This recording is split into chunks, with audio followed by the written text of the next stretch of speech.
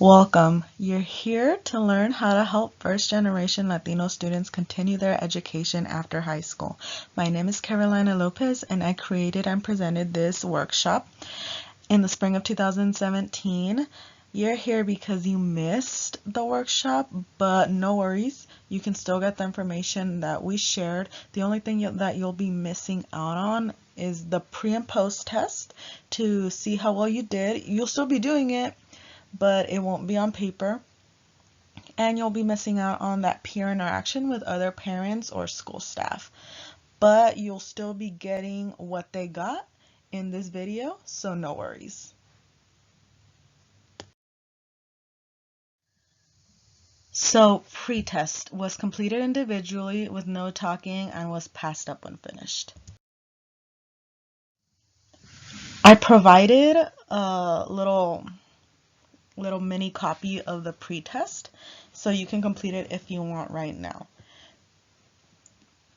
I'll read the questions off for you if you want to write them down and then test yourself at the end. So question number 1, what percentage of Latinos in the United States have more than a high school diploma? A, 9%, B, 14%, C, 20%, D, 27%, or E, none of the above. Question number 2. Graded is important because A, it teaches about endurance, B, it focuses on long-term goals and patience, C, it instills perseverance, D, it will not let a person give up on their dreams when things get hard, or E, all of the above. Question number 3. Too much familism can have negative effects on a student. A, true, B, false. Question number 4. School support means A, teacher support, B, counselor involvement, C, educational autonomy, D, school emotional support, or E, all of the above. Question number 5. What can be done to motivate students to continue school after high school? A, parents can be involved in their child's education by attending school meetings, asking for translators, and by being encouraging and positive.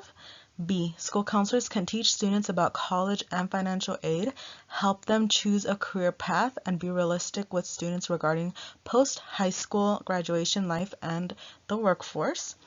C, schools can try to minimize bullying by teaching students about empathy and others' differences. Or D, all of the above. Question number 6. I know how to encourage my student to keep learning after high school.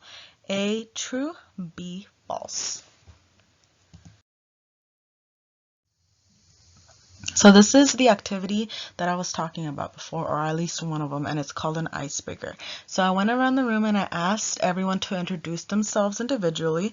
I asked them to introduce their role, either parent, educator, school counselor, principal, or any other role that they might have. I asked them to introduce their child or children or student and share their hopes and dreams for that child or student.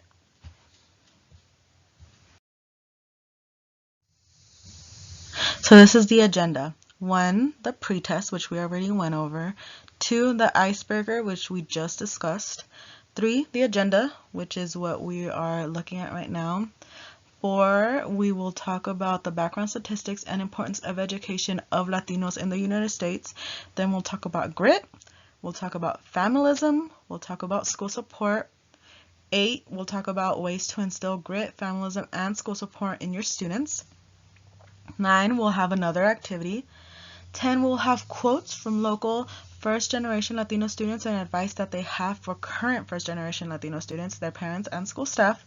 And finally, we'll have a post-test so you can see what you learned. Background statistics and importance of education of Latinos. 17%, which is about 55 million, of the United States population are Latinos. Of those, only 64%, about 35.5 million, have a high school diploma. 20%, which is 11 million, of first-generation Latino students obtain some sort of post-secondary education, but only 14%, which is 7.7 million, have a bachelor's degree or higher. So from 55 million to 7.5 million, it's a big gap, and the United States needs to address that. And then also with post-secondary education, Latinos can help themselves and their families in various ways. But a few that were discussed in the workshop is by providing more economic security. So basically, when a student goes to school and finds a better job, they're not only helping themselves by making more money, but they are also helping their family. Because we'll talk about familism more later on, but in the Latino culture, helping your family and being close to your family is extremely important. So if one person succeeds, the entire family succeeds. Additionally, that by educating themselves, Latinos can lead a healthier lifestyle. So now when a Latino is sick, they don't have to gamble by staying home. If they want to go to the doctor, they can afford to go to the doctor. And this can have tremendous benefits not only for the family, but for society as well. Additionally, they tend to contribute more to society via volunteering, taxes, and other forms of contribution. So like I was saying before, if they are healthy, if they are living a healthy lifestyle, then they won't be using as many government programs, which will lessen the burden that society has with everyone who is already on those programs. And they'll contribute more to taxes because they'll be in a higher tax bracket, which will be helping society as well. And by volunteering, that also helps society because we need people who are educated, who can help in whatever ways that they can. That is why community benefit organizations exist.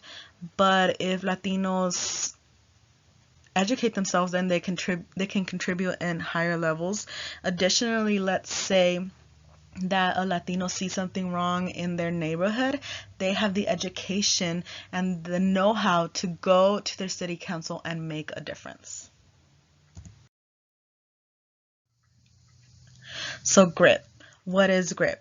Grit is the perseverance and passion for long-term goals. It means having patience and dedication to keep going to achieve those goals regardless of obstacles, plateaus, and boredom. And this is important because it gets boring. I'm not going to lie. School can get boring, but if you have grit, you will look past that and look at your long-term goal. And even though it's boring, or even though you might think that you're never gonna make it, you will keep going because you know that it's worth it and that you will make it. You believe in yourself.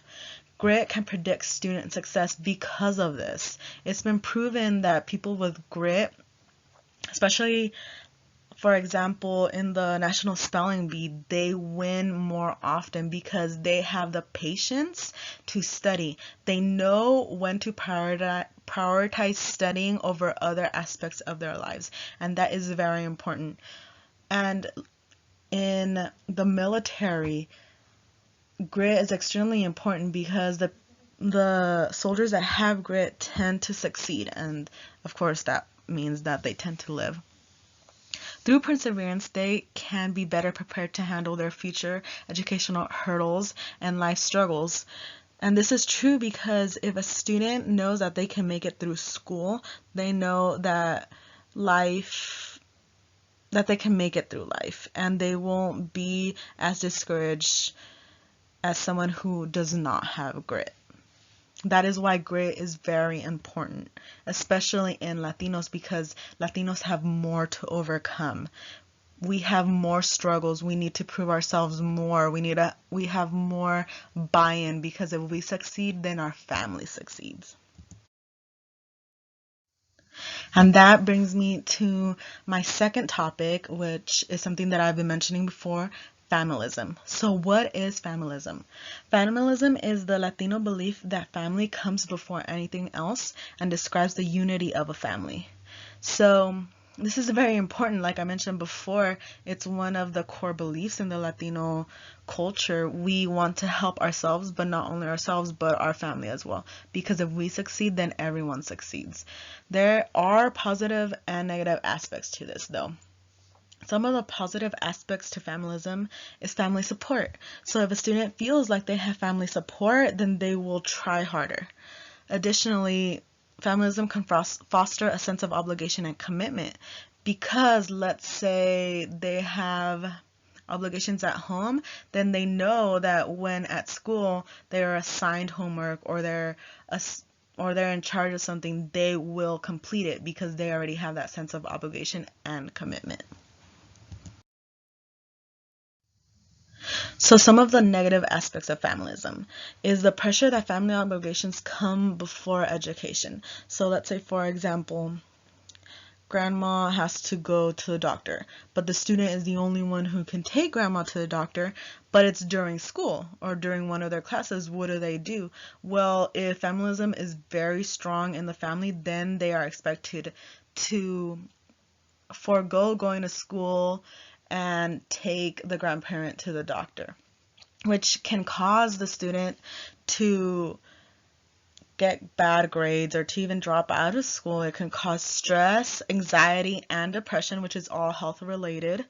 And it could put pressure of, basically it could stop the student from acculturating to the American culture, which is very important, because if a first generation student is going through the education system, then they might be, well, by definition, the first in their family to do it.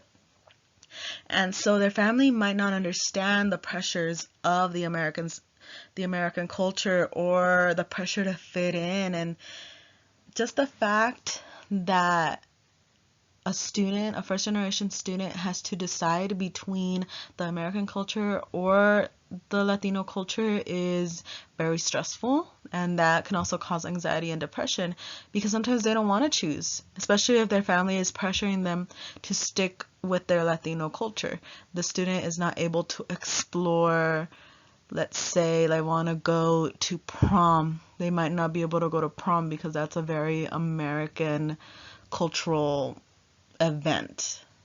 Or let's say there's a concert of a band that they want to go to, but the family doesn't think that they should go, and they won't go, then that can cause stress and anxiety and even depression as well.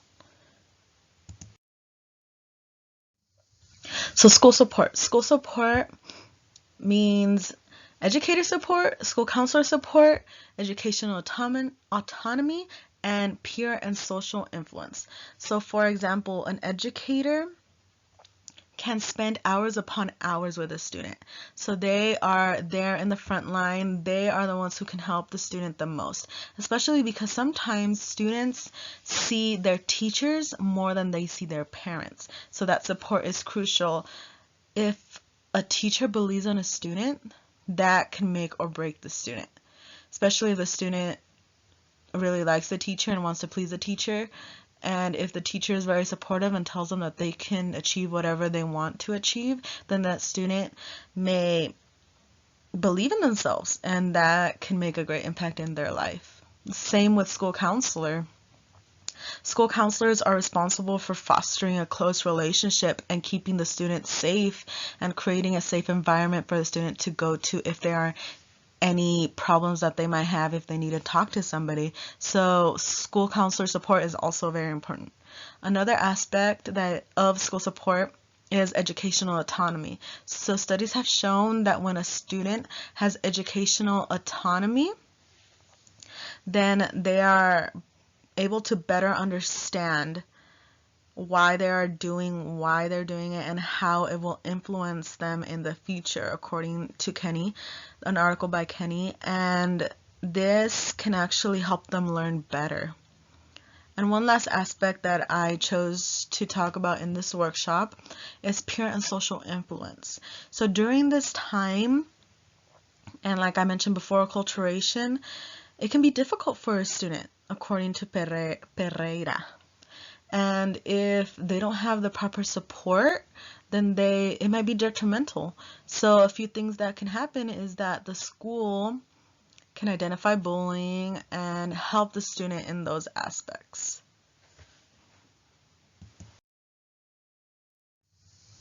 So ways to instill grit, familism, and school support. I know that I mentioned a few before, but bear with me and we'll go over them again, and even more that you might not have thought of. So what can parents do? Parents can be encouraging and understanding. And this is important because most of the parents of first generation Latino students might not have gone through the entire education system in the country that they grew up in because of various reasons, or they came here and they couldn't finish. So this process of being encouraging and understanding does not require any knowledge of English, which can easily be done by parents. Additionally, they can be involved in school by asking questions, attending meetings, and asking for interpreters. So this is very important because by doing this, they are more involved and the student feels like they care more. So what can schools do?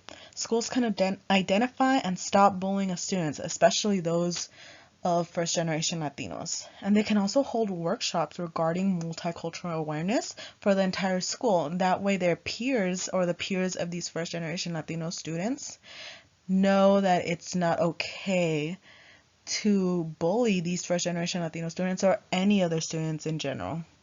And this could also help with the peer and social influence.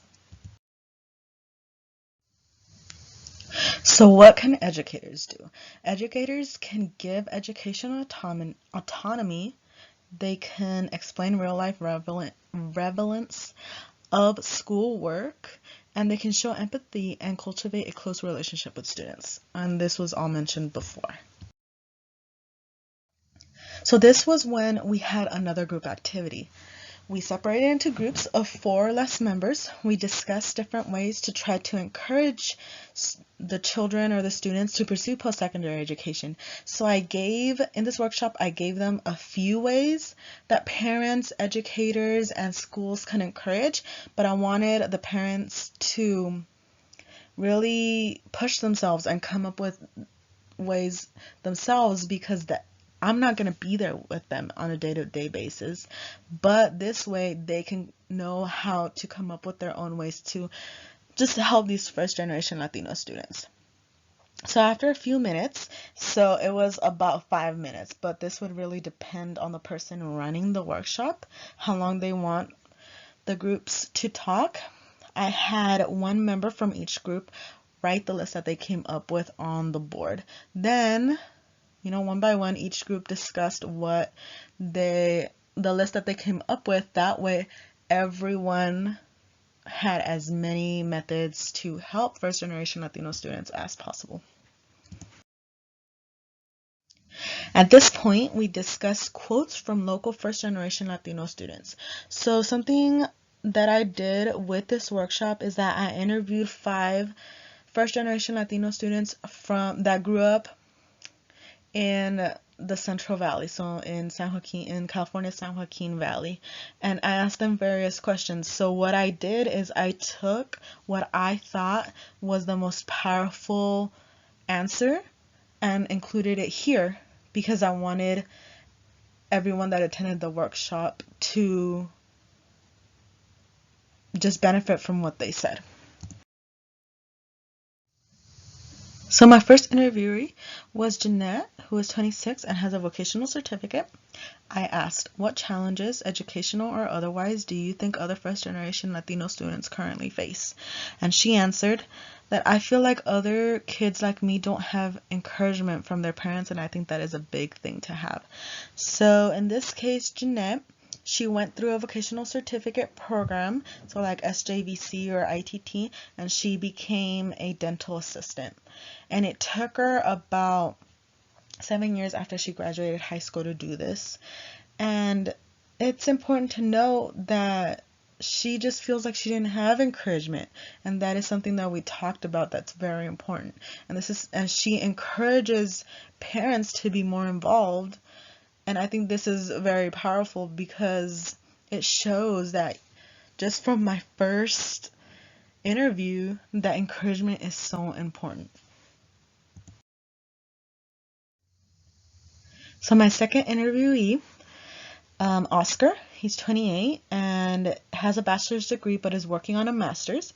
I asked him, what could have been done by the adults around you that would have helped you choose your desired post-educational path?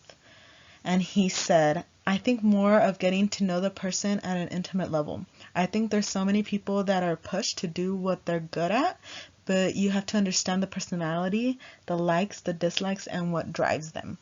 So I think this is important because during the interview, Oscar disclosed that it took him a while to find the educational path that he wanted because he was encouraged to pursue math because he was so good at math.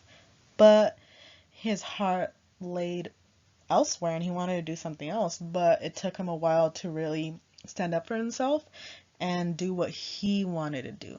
And I think this is also very important, and this ties back to educational autonomy, just letting the students choose their own decisions, just the own way that they want to do their work, because it teaches them to choose their own paths in life.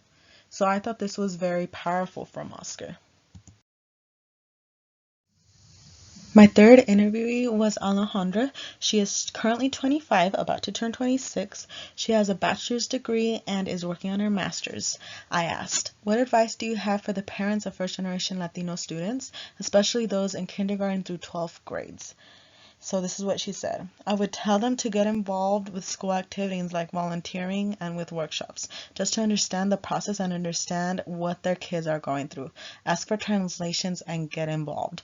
So I thought this was very powerful because she mentioned that something that influenced her the most while growing up in her education is that her mom was very involved.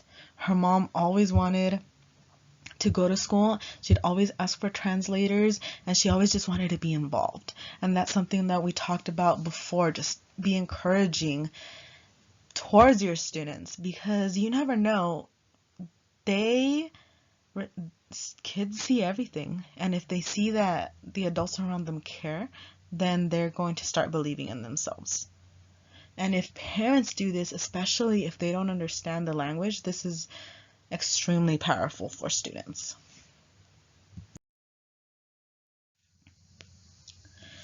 So my fourth interview was with Leo. He's 26 and has a master's degree. I asked, what advice do you have for current first-generation high school Latino students regarding their post-secondary education? He said, I think they should pursue post-secondary education just because nowadays the workforce is very competitive, or more competitive. Now employers are asking for a bachelor's or master's degree if you want to be competitive. Seek advice and support and get exposed to whatever career they want. So I thought this was extremely powerful because nowadays, like he said, students need more than a bachelor's. That's why we see so many students going back and getting their master's.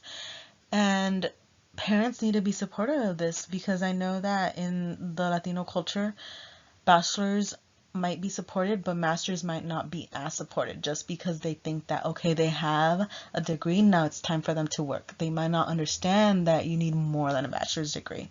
And students need to be very aware of this as well, because if we want to be competitive, if Latinos want to be competitive in the workforce, then they need to have the best education that they can possibly get, and they need to have perseverance to keep on going.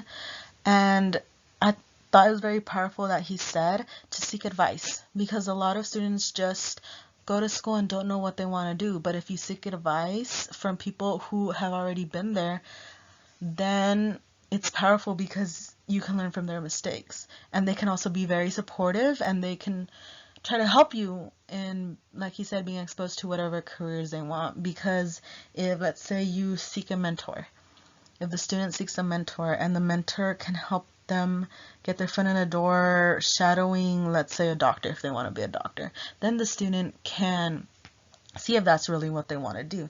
So for example, I had a coworker who went to school, and he was Latino too, first generation, who wanted to be a doctor. So he was studying to be a doctor, took all the classes. Then, and during the second semester of his third year, he shadowed a doctor. And then he found out he did not want to be a doctor. So he changed his major to be a lawyer. So that changed his life, because he got hands-on experience and exposure to what he thought he wanted to do. And it turns out that that's not what he wanted to do. So my fifth interview was with Andrea. She is 21 and has a high school diploma but is currently working on her bachelor's. I asked her, in your opinion, what motivation did you have that influenced you to choose your post-secondary education path? And she answered, I wonder about this all the time. I always remember that my mom would take us to the library when we were little and let us get as many books as we wanted, huge stacks, and then would take us back for more whenever we wanted.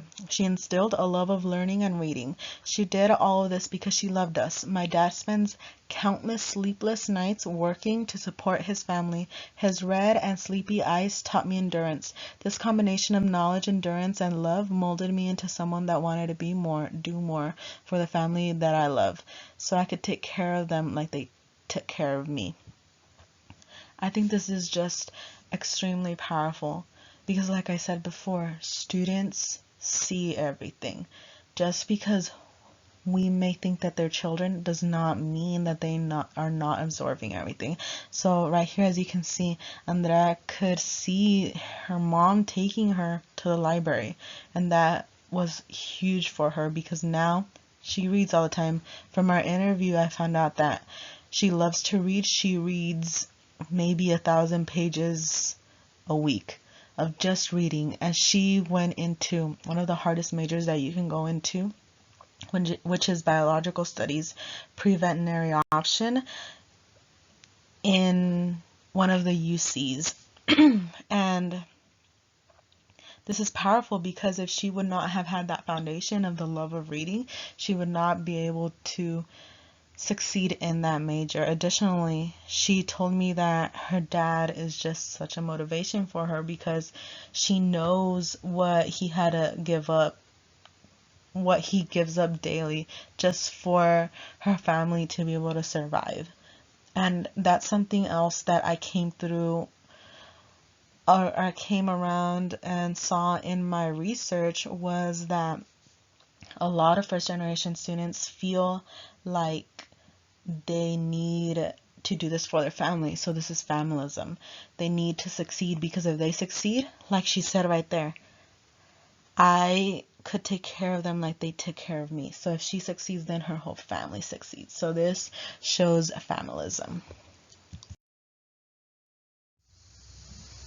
So basically, this was when we were wrapping up the workshop, and I wanted to leave everyone with a little encouraging sentence. So I provided this, which says, remember to love, support, and appreciate your children and students, which I think basically sums up the workshop.